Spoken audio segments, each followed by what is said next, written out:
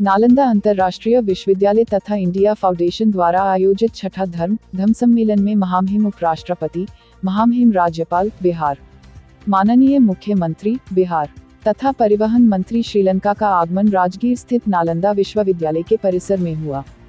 Helicopter से महामहिम उपराष्ट्रपति, महामहिम राज्यपाल बिहार तथा माननीय मुख्यमंत्री बिहार का आगमन परिसर स्थित हेलीपैड में हुआ। हेलीपैड पर महामहिम का स्वागत माननीय मंत्री ग्रामीण विकास बिहार, माननीय सांसद नालंदा, आयुक्त पटना प्रमंडल, जिला पदाधिकारी नालंदा, पुलिस अधीक्षक नालंदा, उपकुलपति नालंदा अंतर्राष्ट्रीय विश्वविद्यालय राजगीर सहित अन्य गणमान्य के द्वारा किया गया। मुख्य समारोह के पूर्व महामहिम के द्वारा वृक्षारोपण भी किया गया। मुख्य समारोह में सभी गणमान्य अतिथियों को विश्वविद्यालय परिवार के तरफ से शॉल देकर सम्मानित किया गया। उप कुलपति प्रोफेसर सुनैना सिंह के द्वारा स्वागत भाषण दिया गया। उन्होंने कोविड के बाद उभरे आर्थिक एवं सामाजिक आइसोलेशन पर प्रकाश डाला तथा इसे दूर करने के लिए बुद्ध के मध्यम पथ तथा वेद के पथ को अपनाने की बात कही। बुद्ध के अष्टांगिक मार्ग अपनाकर ही विश्व शांति की स्थापना की जा सकने की बात बताई। धम्म और वेद के पुरुषार्थ को मिलाकर सामाजिक संतुलन बनाने की बात कही। उन्होंने नालंदा विश्वविद्यालय में की जा रही ऊर्जा बचत, कार्बन उत्सर्जन में कमी के कार्यों की भी चर्चा की। उन्होंने बताया कि अभी वहां 30 देशों के विद्यार्थी पठन पाठन कर रहे हैं। यजुर्वेद के सूक्त के साथ उन्होंने स्वागत भाषण को विराम दिया। श्रीलंका के परिवहन मंत्री पवित्रा देवी वनिमारक्षी ने धम्म को विश्व के निरंतर विकास के लिए आवश्यक बताया। पुराने नालंदा विश्वविद्यालय के तर्ज पर स्थापित नए विश्वविद्यालय की उन्होंने काफी सराहना की। उन्होंने स्वास्थ्य को सबसे बड़ा धन बताया। माननीय मुख्यमंत्री बिहार ने बताया कि कोविड महामारी प्राकृतिक न होकर मानवकृत है और इसका उपाय इस धर्म सम्मेलन में ढूंढा जाना चाहिए। उन्होंने टीकाकरण में बिहार तथा भारत की उपलब्धि का जिक्र किया। उन्होंने कहा कि नालंदा अंतर्राष्ट्रीय विश्वविद्यालय विशेष प्रकार का विश्वविद्यालय है। उन्होंने भगवान बुद्ध, भगवान महावीर, सूफी संत मखदूम साहब तथा गुरु नानक देव जी का राजगीर से संबंध की बात बताई तथा राजगीर को एक न केवल पौराणिक बल्कि पवित्र स्थल भी बताया। राजगीर के मलमास मेले का भी जिक्र उन्होंने किया। उन्होंने कहा कि धर्म सम्मेलन में मानवता के कल्याण के उपाय ढूंढने की जरूरत है। महामहिम राज्यपाल बिहार ने नालंदा के गौरवमयी इतिहास पर प्रकाश डाला तथा नालंदा विश्वविद्यालय के पुनरुत्थान पर हर्ष व्यक्त किया। महामहिम उपराष्ट्रपति धर्म सम्मेलन आयोजित करने के लिए नालंदा विश्वविद्यालय तथा इंडिया फाउंडेशन को बधाई दिया। उन्होंने कहा कि यह धर्म सम्मेलन कोविड के बाद लोगों के टेंशन को दूर करने के लिए, खुश रहने के लिए तथा मानव कल्याण के मार्ग ढूंढने के लिए है। उन्होंने कहा कि शांति से विकास का मार्ग प्रशस्त होता है, इसलिए हमें सद्भावना एवं विश्व शांति की बात करनी चाहिए। धर्म सम्मेलन नालंदा विश्वविद्यालय के पुराने ख्याति को प्राप्त करने के लिए तथा छात्रों को सिर्फ ज्ञान ही नहीं बल्कि बुद्धिमान बनाने के लिए भी समर्पित है। उन्होंने कहा कि दूसरों का ध्यान रखना तथा दूसरों के साथ मिलकर रहना ही हिंदुस्तान की परंपरा है। नालंदा पहले भी विश्व गुरु कहलाता था और आज भी उस ओर अग्रसर है। उन्होंने कहा कि नेचर और कल्चर मिलकर ही बेहतर भविष्य बनाता है। उन्होंने कहा कि 3 दिवसीय धर्म सम्मेलन में 150 से अधिक देश विदेश के विद्वान अपने शोध पत्र को समर्पित कर चर्चा करेंगे। Honorable Vice President of India, Honorable Governor, Honorable Chief Minister of Bihar, and Honorable Minister Government of Sri Lanka. विश्वविद्यालय को उपकुलपति professor Sunaina Singh ji, India foundation के निर्देशक श्रीमती अनिता कुमार जी और श्री ध्रुव कटोच जी, अंतर्राष्ट्रीय शिष्टमंडल और इंडिया फाउंडेशन के स्थापना में प्रमुख भूमिका निभाए श्री राम माधव जी, श्री श्रावण कुमार जी मंत्री जी, गणमान्य अतिथिगण, बहनों और भाइयों, आप सभी को नमस्कार करता हूँ। I am not going into the prepared speech because it will take time and we have little time because the flight has to take off at 4:20. So I just want to convey my best wishes to all of you who are participating in this Dhamma Sammelan. And before that, I would like to compliment India Foundation and also Nalanda University for coming together and organizing this important international conference where there will be consultation, discussion, exchange of views, sharing of experiences, pooling of thoughts, and then moving together. This is the need of the hour. In the backdrop of the COVID, and also even otherwise, there is even need for all of us to think seriously how to bring peace, how to reduce tensions, how to pay attention to make the people's life more comfortable, more happy. Comfortable is one thing, happiness is much more important. Peaceful, because peace is prerequisite for progress. Peace is prerequisite for progress. If you have tension, you cannot pay attention. Now the problem, and the human beings are suffering tension, not able to pay attention. The reason being for no reason. To be frank, there is no reason. But everybody is somehow tensions. There are issues. COVID is an issue. But all of us should apply. And then one good thing that is available to all of us are the teachings of Hinduism and Buddhism together. If you read them, if you understand them, and then if you really practice them, you will have peace. Because India is an ancient civilization. We don't believe in aggression. We don't believe in encroachment. We believe in peaceful coexistence. Sarve jana sukhina bhavantu. Entire universe has to be happy, has to be peaceful, has to be prosperous. This is the great philosophy of this land. And if you go through the teachings and preachings of Lord Gautam Buddha, the simple things he told during his life. His teachings. I admire dedicated life of Thich Nhat Hanh and how he pragmatized and introduced deep Buddhist philosophy into modern day life.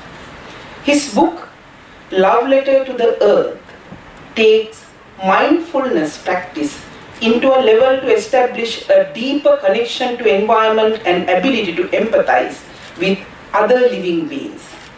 This is a crucial aspect of our journey towards spiritual well-being.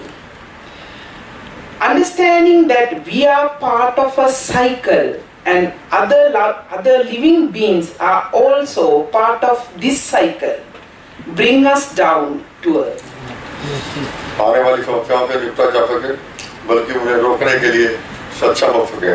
मुझे जानकर खुशी हो रही है कि इस बार इस सम्मेलन का आयोजन ऐसे विषय पर किया जा रहा है जिसका उद्देश्य उन तरीकों और साधनों पर विचार करना है जिनके द्वारा धर्म परंपराएं बढ़ती हुई हैं। नई विश्व व्यवस्था के लिए एक नए दार्शनिक ढांचे के निर्माण में महत्वपूर्ण भूमिका निभा सकती है। ये जो सबसे खतरनाक चीज हुआ है पूरे दुनिया में, ये जो कोविड की बीमारी फैली है, ये एक विचित्र तरह की बीमारी। अब तो चाहे किसी की उम्र कितनी भी हो, कितने भी बुजुर्ग लोग हों, उनसे पूछा जाता है तो आज तक इस तरह की बीमारी नहीं। अगर कभी कोई इतिहास पढ़िए तो उसमें ऐसी कोई जानकारी नहीं मिलती कि ऐसी बीमारी कैसे हुई है।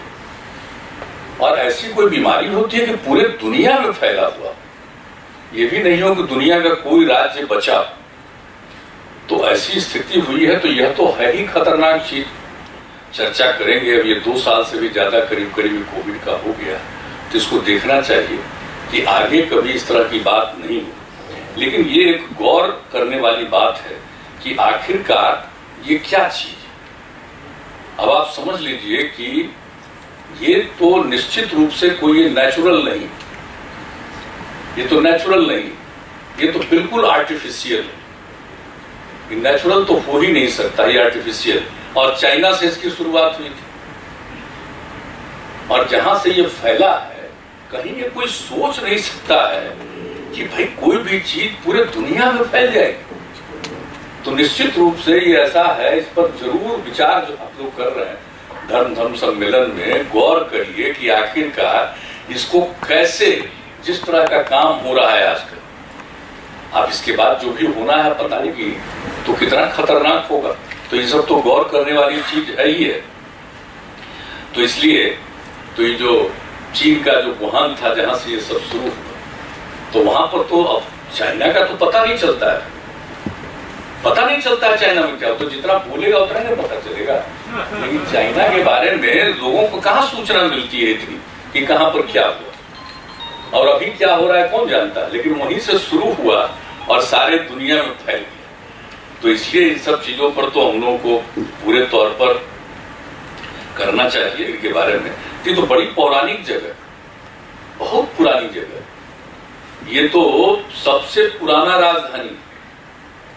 और ये मत समझिए कि कोई एक ही जगह की चीज थी। दुनिया का इतना बड़ा हिस्सा जो आज जिसको हम लोग देश अपना मानते हैं, इससे भी ज्यादा और कई हिस्सों का सबका कैपिटल यही था। और राजगीर से फिर बढ़ करके पाटलिपुत्रा में हुआ। और कितनी बात हुई इसमें, भगवान बुद्ध का क्या रिश्ता।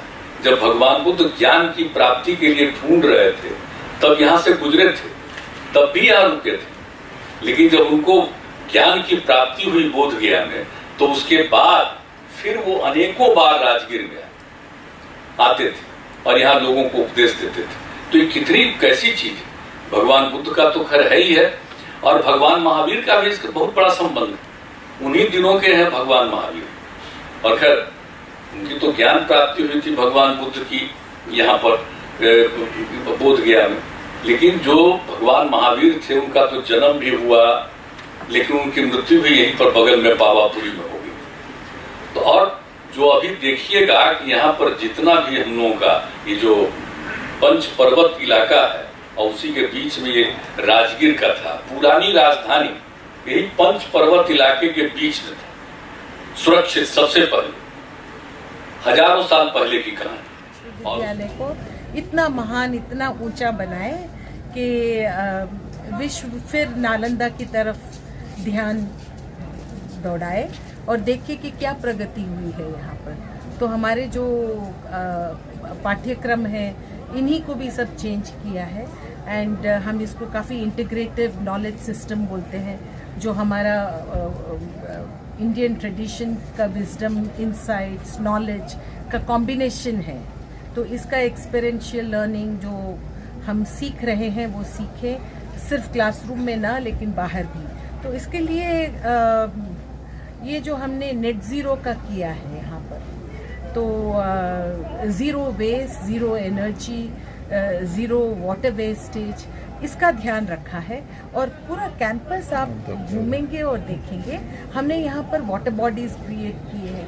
ये हमारा जो पुराना आहार सिस्टम था पानी का, तो वाटर टैंक्स जो आप देखेंगे नालंदा यूनिवर्सिटी, एंशिएंट नालंदा में, उसी को रखते हुए हमने यहाँ पर ज़ीरो वेस्ट का ये किया है कि जो भी मिट्टी वहाँ से निकाली उसी के ब्रिक्स बने हैं, वहीं पर हमने वाटर बॉडीज़ बनाया है। तो डिकार्बनाइजिंग द कैंपस, ये सब रहा है। तो 2017 से 20 तक हमने काफ़ी कुछ यहाँ पर फासला तय किया है, और भी है। तो we are work in progress. आज जो कार्यक्रम हुआ, आज का कार्यक्रम तो बहुत ही उम्दा रहा है, क्योंकि हमने यहाँ पर वाइस प्रेसिडेंट ऑफ इंडिया को इनवाइट किया था, जिन्होंने बहुत ही जल्दी एक्सेप्ट कर लिया हमारा इनविटेशन और इतने प्रेम से आए हैं, कष्ट उठाते हुए, क्योंकि बिहार की धरती पे आए हैं तो ज्ञान धरती भी तो कहा जाता है इनको। तो Nalanda is very grateful that he could come, and just his presence I thought will enthuse my faculty and students. And Nitish ji जो हमारे इतने अच्छे वेल विशर हैं, जो हमको इतनी बड़ी लैंड दी है यहाँ पर और काफ़ी हमको प्रोत्साहित करते हैं, तो बहुत अच्छा लगा। चीफ मिनिस्टर साहब आए हैं, गवर्नर, जब सब एकत्र होते हैं तो फिर मैजिक तो होता ही है। तो ये तो मैजिकल था, जो 1 घंटे का कार्यक्रम था, हमने बिल्कुल पंक्चुअलिटी को ध्यान में रखते हुए एज एन इंस्टीट्यूशन, जो एक इंस्टीट्यूशन को करना चाहिए वो हम कोशिश कर रहे हैं करने की। तो अब आगे देखें, आसमान छूना है नालंदा को।